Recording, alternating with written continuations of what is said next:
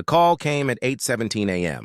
At Nine Dykes, Daniel Carter was supposed to be sitting in a corner office overlooking downtown Chicago, shaking hands with the kind of people who change lives with a signature. Instead, he was kneeling on cold pavement, pressing his only ironed dress shirt against a stranger's bleeding arm. And he already knew he wasn't going to make it. For 6 months, Daniel had been circling this interview like it was oxygen. Ever since the warehouse downsized and handed him a cardboard box instead of a paycheck, he'd been surviving on gig deliveries and late night, stocking shifts, anything that let him be home in time to help his 7-year-old daughter, Lily, with spelling words and microwave mac and cheese. He'd told her this job would change everything. "It's in a big building with shiny floors," she'd whispered the night before, eyes wide with hope. "Like the ones in the movies?" "Cheniere," he'd said, even though he wasn't sure that was true. He just knew the company's name carried weight. Hartwell Industries. Solid, stable, benefits, health. Insurance that would finally cover Lily's asthma inhalers without making him choose between medicine and rent. He had one suit, navy, bought off a clearance rack 5 years ago. He'd stayed up past midnight, pressing it with careful hands, as if the wrinkles were the only thing standing between them and a better life. By 8:10, he was 10 minutes from the train station. By 8:17, everything changed. The crash wasn't dramatic. No explosion. No screaming headlines, just the sickening crunch of metal folding into metal at an intersection.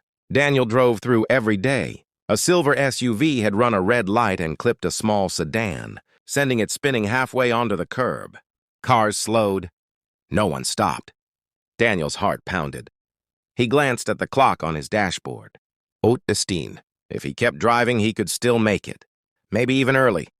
His hands tightened around the steering wheel. Then he saw movement inside the sedan, a figure slumped forward, unmoving. He didn't remember deciding. He just pulled over. By the time he reached the driver's side, his breath was already ragged. The door was jammed. He tugged it open with a force he didn't know he had. Inside, a woman in her mid-30s was conscious but dazed, blood trickling from a gash along her forearm. "It's okay," he said, his voice steady in a way that surprised him. "You're okay. Stay with me." Her eyes flickered to his suit. "Your interview," she murmured faintly. He blinked. "What? You look like you're going somewhere important." He almost laughed. Even now she was thinking about that. "It can wait," he said. It was a lie. It couldn't, but he said it anyway. He used his phone to call 911, then peeled off his jacket and pressed it against the bleeding wound. The fabric darkened immediately. The SUV driver paced nearby, shouting into his phone about insurance and meetings and being late. Daniel didn't look at him. The woman's breathing grew shaky. "What's your name?" he asked. "Emily," she whispered. "Okay, Emily, I'm Daniel. You're going to be fine. Just keep looking at me." Sirens wailed in the distance. He stayed until the ambulance arrived. Stayed while paramedics lifted her onto a stretcher. Stayed while they asked him questions and wrote down his name. By the time it was over, his shirt was stained, his jacket ruined, and his phone read 9:06 a.m. The train had come and gone. So had his interview. He sat in his car afterward, hands trembling. For a moment, just one, regret flooded him so fiercely it hurt. He pictured Lily's face when he'd told her he might finally have a job with weekends off. He imagined the email he'd receive. "We regret to inform you." His chest tightened. Then his phone buzzed. A text from Lily's babysitter. "She's practicing her good luck, Daddy.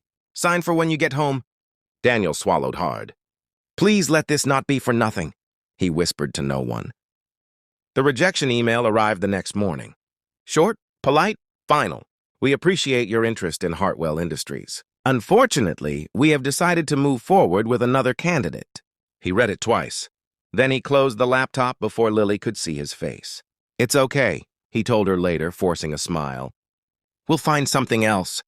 That night, after she fell asleep, he sat at the kitchen table in the dim light and let himself feel it. The fear, the exhaustion, the quiet, gnawing doubt that maybe he wasn't enough. 3 days later, his phone rang. Unknown number. "Is this Daniel Carter?" a calm female voice asked. "Yes." "My name is Claire Bennett. I'm calling from Hartwell Industries." His stomach dropped. Yes, ma'am. I understand you missed your interview on Monday. He closed his eyes. Yes, I'm sorry about that. There was an accident and... We know. He froze.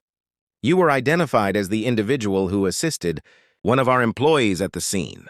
Employee? The woman in the silver sedan, Claire continued. Her name is Emily Ross.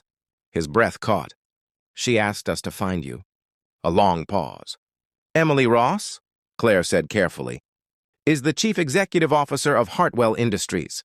The words didn't make sense at first. CEO. The CEO? She insisted on personally reviewing your application, Claire continued, and she would like to meet you. Daniel's mind reeled. I thought she was just someone who needed help? Claire finished gently. Yes, she did. The meeting was set for Friday. Daniel didn't have another suit. He scrubbed the stains from his shirt until his fingers were raw. The jacket was beyond saving, so he borrowed one from his neighbor, slightly too big at the shoulders. When he stepped into Hartwell's headquarters this time, he wasn't imagining shiny floors. He was remembering blood on pavement. Emily stood when he entered the conference room. Her arm was in a slim brace, a thin scar peeking from beneath the bandage. You came, she said, smiling. He gave a small laugh. I figured I shouldn't miss this one. For a moment, they just looked at each other. I don't remember much from that morning, she admitted. But I remember your voice, and I remember you saying it could wait. Daniel shrugged. It was the right thing to do. Most people drove past, she said quietly. He didn't have an answer for that. She gestured for him to sit. I read your resume, she said. Warehouse logistics, team lead, inventory systems, strong references. He nodded, unsure where this was going. You were overqualified for the position you applied for, she continued. But it was the only one open at the time. His heart thudded. We have another opening, she said. Operations coordinator, higher salary, full benefits, flexible hours. He stared at her. I'm not offering you this because you saved me, she added firmly. I'm offering it because you demonstrated judgment, integrity, and leadership under pressure. Those aren't skills you teach in a seminar. His throat tightened. There's one condition, she said. He braced himself. You have to promise me you'll never apologize for choosing a person over a paycheck. Something inside him broke open. I can't promise that, he said honestly. Sometimes it's terrifying. She smiled softly. Good, it should be. That's what makes it brave. Daniel started 2 weeks later. The salary meant Lily's inhalers were covered. The flexible hours meant he could walk her to school on Fridays. But the moment that stayed with him didn't happen in the office. It happened one evening when he picked Lily up and she ran into his arms. Did you get the job in the shiny building? She asked breathlessly. He held her close. Yeah, he said, voice thick. I did.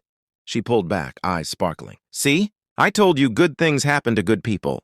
Daniel looked up at the fading Chicago skyline and thought about red. Lights and ruined jackets and choices made in seconds. Good things don't always happen because the world is fair. Sometimes they happen because someone decides to stop, to kneel, to press their only clean shirt against a stranger's wound. Weeks later, he found a small plaque on his new desk. It wasn't company issued, just a simple brass plate. It read, Character is what you do when no one important is watching. He smiled. Because that morning, he hadn't known a CEO was watching. He hadn't known anyone was. He'd just known someone needed help. And in the end, that was enough.